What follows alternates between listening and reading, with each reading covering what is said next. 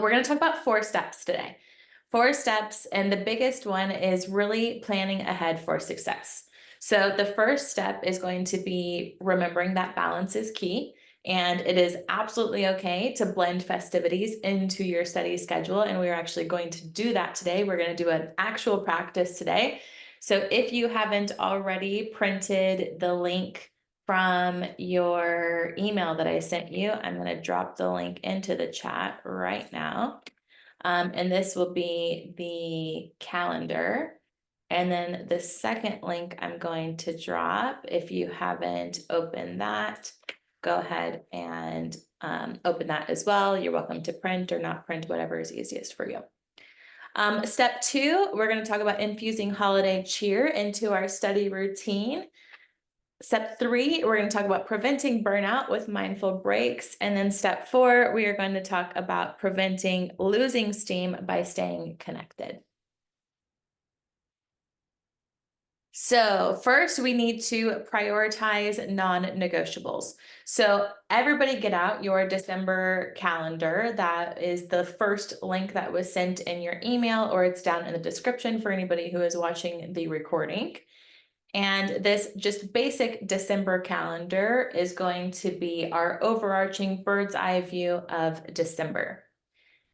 As you are looking at your calendar, I want you to mark the days where you have must attend events. This can be you're traveling, you have a family dinner, you have a holiday tradition, you have a work party, something along those lines. And if it takes your whole day, just put an X through the day. If it's a portion of your day, then just go ahead and write it into your day. I'm going to give you just a couple minutes to start to put that together for yourself. This is recorded, as you know, for those of you who are watching the recording. So you're welcome to put a pause on this while you fill out those, and we're going to go ahead and continue forward. The next is I want you to build in buffer periods for unexpected delays or last minute holiday plans. Days that you think, okay, I know somebody could potentially plan something here. Maybe I'm going to plan something here. Maybe you know that you have a big holiday party with work or with family, and that next day, maybe you're an introvert and you know you're going to be completely socially drained the next day and you need a battery recharging day. Go ahead and put those buffers in to those days as well. It could be half days, full days, whatever you need. And again, you can go ahead and click a pause here if you are listening to the recording. Otherwise, we're going to move on for the sake of time. And then we're going to talk about breaking your study material into manageable chunks and to assign specific topics to each study session. So the second link in the description or in the email you received or in the chat right now is the Focus Planner link. Please make sure you have that up and ready for this next portion. So when we're setting realistic goals during study sessions, I want you to have your syllabus in mind. If you haven't already created a syllabus, please reach out to me separately and we will create a syllabus for you. But here is just a few examples of syllabuses that I have from multiple clients that I work with. To give you an example, that syllabuses all look different. Or syllabize is probably the better way I should be saying that, but that just sounds weird to me for some reason. So your syllabus is meant to reflect exactly what you need, how your study brain works, how you function, how you operate. You can have more review time during this month. It can look different for every single person. And here's just a few examples of how they can look very, very different. So next we are going to pull out that focus planner, which is that second link I mentioned, and we are going to break your study material into manageable chunks and assign specific topics to each session. So if you are printing this, when you look at your December calendar, so back to here, your December calendar where you have how many open days, no X's, no days that you're going to be out of studying, how many days do you have? However many days you have, go ahead and put that into the chat. And then also print as many focus planner as open days that you have. So if you look at this and you know you're traveling 5 of those days, there's no way that you're going to be able to study on another 3 of those days. And you've got, a heavy workload on another 3 of those days, then you would be printing 20 of those. Or if you don't want to print that much, you can just write 1 through 20 on a piece of paper, and then you can fill these in later. So when you're looking at your syllabus, whatever your syllabus is, we're going to break that whole entire month syllabus into those 20 sections. Presuming you have 20, that number is going to change for however many numbers that you are printing and how many available days that you have. From there, we're going to break each of those down. So for instance, let's just take the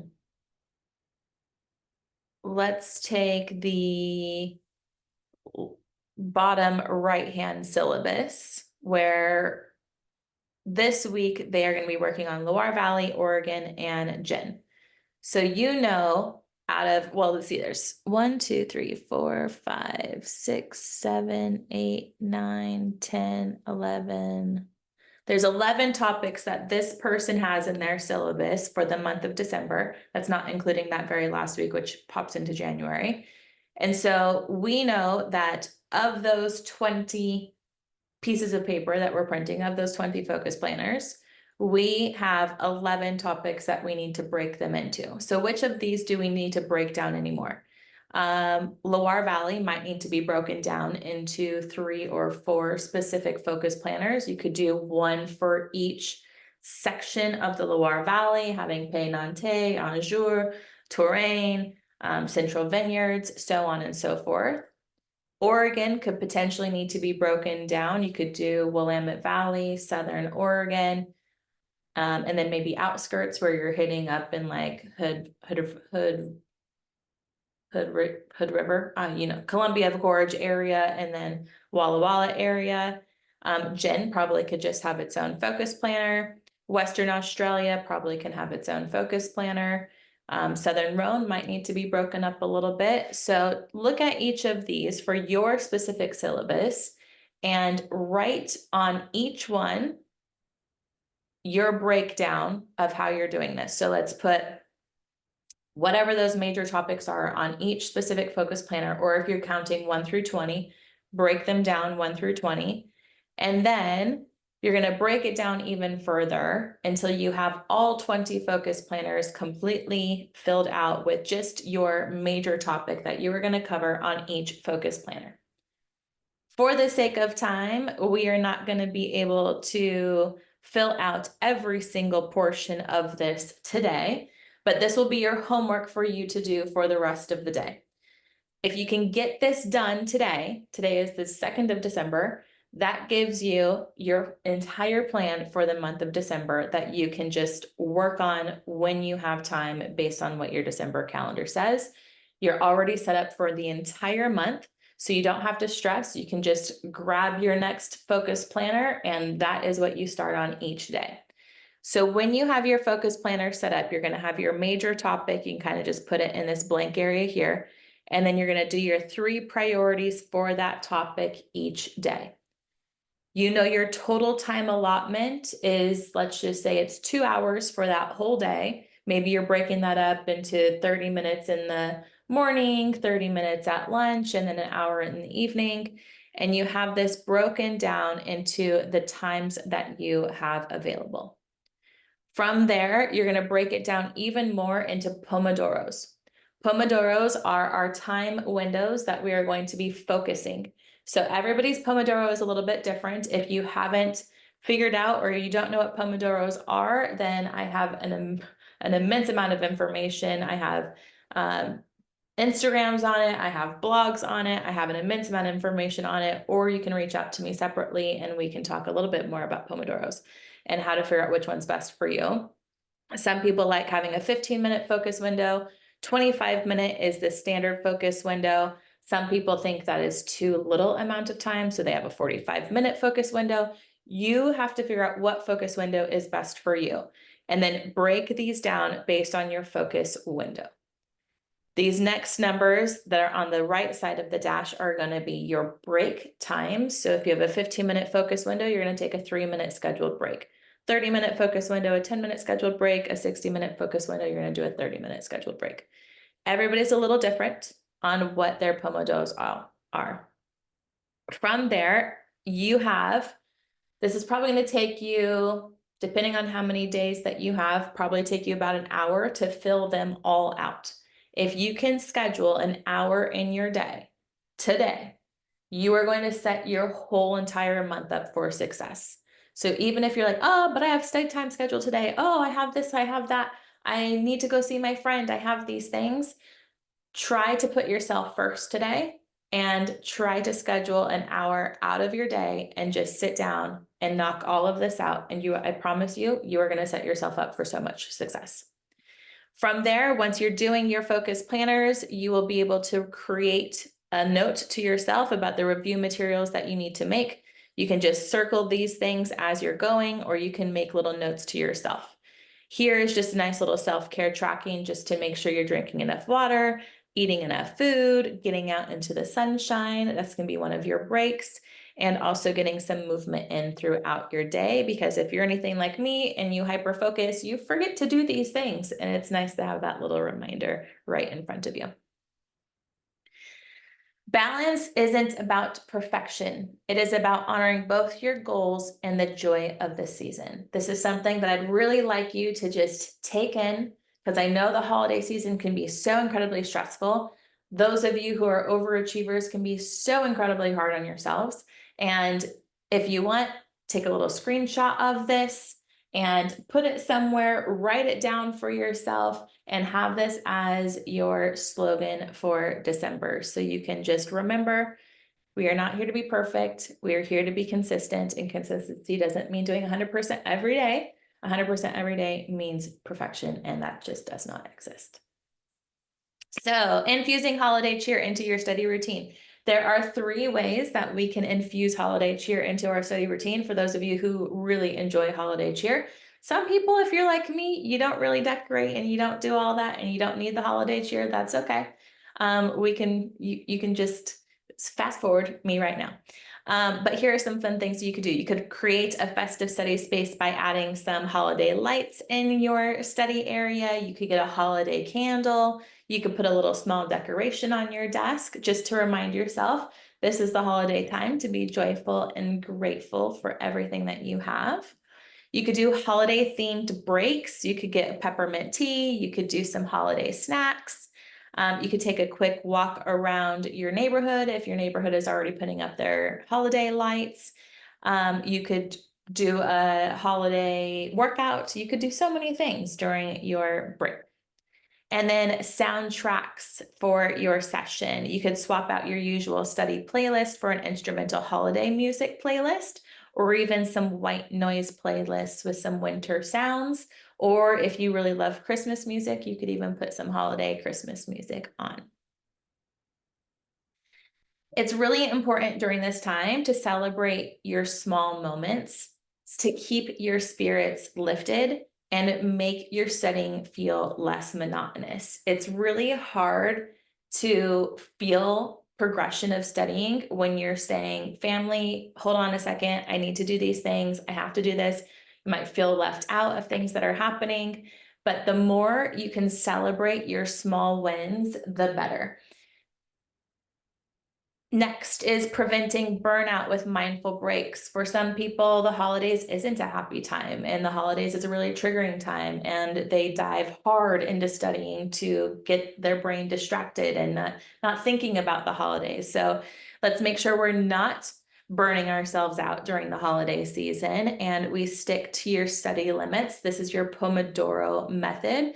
You can have any of that 15 to 60-minute focus windows, and making sure you're giving yourself your scheduled break time in there. Saying no when necessary. And no is a complete sentence. If someone invites you to something and inside of you, you're like, I don't don't really know if I want to go. Listen to that gut voice, listen to that instinct, listen to the thing that's saying, I don't have to be there. It's okay to say no. It's okay to prioritize yourself, especially if you know something's going to leave you drained. Don't say yes, say no. It is absolutely okay to say no. And then recharge your mind and body. The more you can incorporate mindful practices, whether that's breathing or moving or a gratitude journal or whatever it is for you. It could be a meditation walk where you're walking and you just acknowledge everything around you and you say, I'm grateful for how blue the sky is, how pretty that tree is, especially the fall colors that are happening for the majority of the places around the US right now. We have some fall colors here in Vegas, but only in certain little pockets. And just say, you know, your gratitude for the things that you have and the things that you see while you're walking can be a really refreshing experience, especially during your scheduled distraction time in your Pomodoros. Big thing, and this is one that I have to remind myself of all the time. Self-care isn't selfish, it's essential for sustained success. You cannot keep going and burning yourself at both ends and going and going and going. You have to incorporate self-care, and self-care doesn't mean you have to go to a spa and spend a bunch of money. It means taking minutes to yourself, and it can just be minutes. If you're not familiar with my wellness website, I have a free self-care menu on that site. It's just JWaugh Wellness rather than JWaugh Education. I'm a board certified health and wellness coach for anybody who doesn't already know that. And I have a menu on there that is like a restaurant menu, but it's self-care things that you can do in different increments. There's the 5-minute, 10-minute, 15-minute, 45-minute, 60-minute things that you can do when you have a specific amount of time. So go onto the site. You're welcome to download that for free and implement that to give yourself some self-care options when you're like, I legit only have 5 minutes. Don't worry, there's 5 minutes of self-care things that you can do for yourself, and your body and your mind will greatly appreciate it. This one is a big one. So holidays, when you're studying, you often feel disconnected because you're off in your office, in your study, at the library, wherever you go, the coffee shop, whatever it is, and you're doing your own thing. And sometimes you're missing out on some really cool things, or you're saying no to being around other people, or you're going late to a party or something. So it can feel a little bit isolating. So here are 3 tips to help it not feel so isolating. And the first one is just share your goals. If your friends or your family gives you a hard time about not coming out, not attending for an entire amount of time, saying no, let them know why. Talk to them about your studying. Talk to them about why you want to pass the exam that you're sitting for. Talk to them about your plans and how excited you are that you now have these 20 pieces of paper that just laid out your entire month, and share that excitement with them and share your goals and share your timeline with them. And the more you share with them, in general, the more encouragement and the more support you are going to get, because they love you. They want to help you achieve your goals. They want to help you get to where you want to be. And if they're not helping you get to where you want to be and they're not being that person, maybe they're the person that it's okay to say no to, because they're not supporting you the way that you deserve to be supported. Next is to find study buddies. And you can collaborate with others who understand your challenges. You can do this virtually. You can do this in person. These study groups can bring accountability for you. They can bring eye-opening experiences for you. They can also be kind of like a sharing circle time where you can talk about how hard it is to study during this time, how frustrating it is. The 4th Monday of every single month, we have our peer support connection session. And this is where you can come in and just share with each other, lean on each other, talk to each other about what's going on, ask each other their advice and how they handle things. And then, of course, we always have a little bit of time, most of the time, after these sessions, just to do a quick little Q&A. And then our second Mondays, we do our live Q&A where you can come in and you can ask me questions and anything that is helpful for you. Next And I've already said this once, and I'm saying it again for a reason, celebrate the small wins. During this time, studying can get to feel draining and bogging you down. And the more you can celebrate your wins, the better. Most of you have seen, and I now have it posted, so I can't just grab it to show you, but I create a bingo sheet, and you can create a study bingo sheet. Put all of your, let's see, there's 5 by 5, there's 25 squares on the bingo sheet. Put each of your December aspects that you need to study on your bingo sheet, and then throw in some other things that you need to get done, like recording your flashcards or writing flashcards or creating maps or coloring maps or whatever it is, and create yourself a December bingo sheet. And then every time you finish it, give yourself a sticker, give yourself a gold star, give yourself a check mark, whatever it is that you like to do. I'm a sticker kind of person. And I like stickers on my bingo because it makes me feel like a little kid. And I swear it is just the happiest thing. Anytime I get a bingo, I'm like, I get a sticker, I get a sticker. And I do like this little dance like I'm a little kid, and it just makes me so incredibly happy. So hopefully it makes you incredibly happy too. You can create yourself a little bit of a study bingo card and celebrate your wins. Every time you get a bingo, write out what that reward is going to be. I have a reward for every single bingo I get. Bingo number 1, bingo number 2, bingo number 3, blackout bingo. And there's a reward for every single thing. Those rewards can be small, those rewards can be big. Sometimes the reward is just a rest day, and that's okay too. But the more you can reward yourself by completing these milestones, the more you see your progress, the more you realize you're doing so much for yourself and so much for your study goals. Surrounding yourself with positivity reminds you that you're not alone in your journey. Studying can feel isolating and you can feel alone, and you're not. Especially if you're here in this group, you for sure are not alone, but this is just a friendly reminder of that. So a little bit of a summary. Step 1, balance is key, blending study and festivities together.